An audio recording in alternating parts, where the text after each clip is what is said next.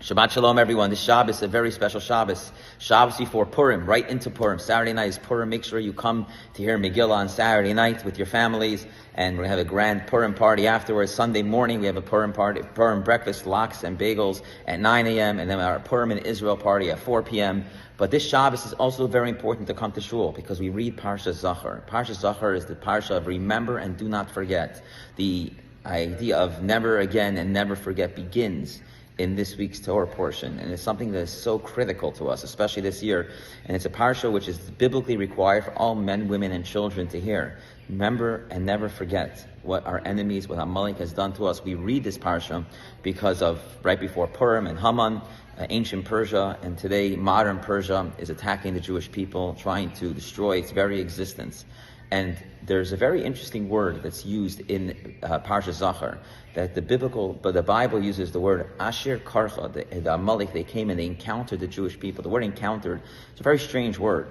It doesn't say they attacked the Jewish people, but Asher Karcha. The Rebbe explains the word Karcha comes from the word Kerach, which means ice.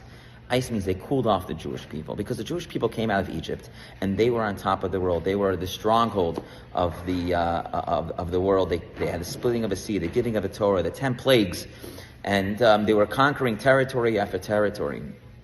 And no one was challenging. Came Amalek and they said, these Jews, they're vulnerable, we can break them. And the Talmud compares this to a boiling hot bath that nobody wants to jump into. But when the first guy jumps in, he burns himself, but he cools off everyone else. The cooling off that happened to the Jewish people during that period was something that wasn't just external, but was something internal. It was an internal cooling off that was challenged the Jewish people more than anything.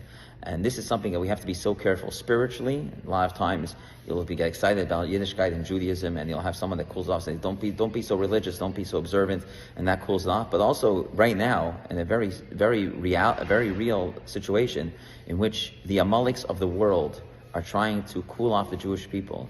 Remember, after October 7th, when we knew what had to be done to destroy Hamas, to destroy Hezbollah, and to stop this anti-Semitism in the world. And now 5 months later, how the world has changed.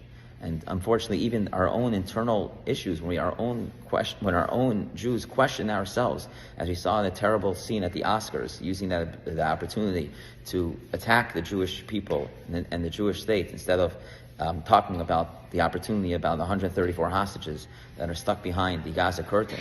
The ceasefire could happen tomorrow. It's up to Hamas. But the reality is the world's not talking about that. We're talking about Israel and genocide, and we allow this Amalek to creep into our lives instead of standing strong and realizing that the Jewish people is Am LaNetzach, is a nation that's forever. Hashem promises, Netzach Yisrael le'yishaker, the eternity of the Jewish people will never be forsaken. And that is why we read this parsha on this Shabbos before Purim, because in Purim is when we have in the Hapachu, it's a full transformation of a time of sadness to a time of joy, a time of difficulty, a time of the Hamans of the world attacking and planning to destroy the Jewish people, and instead it's a time in which we transform it, and the Jewish people come out righteous as they are, and as they were, and as they continue to be. So we have to remember to stand strong, and if we do that, Am Yisrael Chai, the Jewish people will be here forever. We have to stand strong as a people, and never succumb to outside pressure, to the Amalek of the world. And we know what we're doing is right. We'll see you on Shabbos tonight, 7:15, tomorrow morning, 10 o'clock.